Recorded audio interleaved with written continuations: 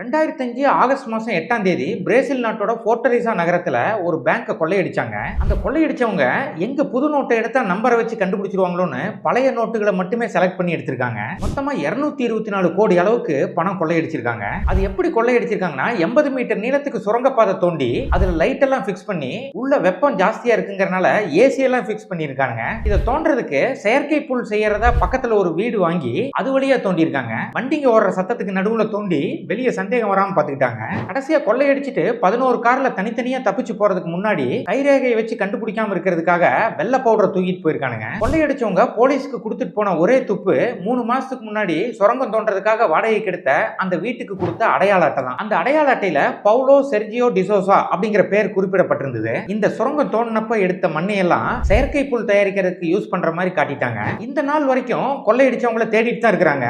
உலகத்தில் நடந்த வங்கி கொள்ளையிலேயே இதுதான் மிக பெரும் வங்கி கொள்ளைன்னு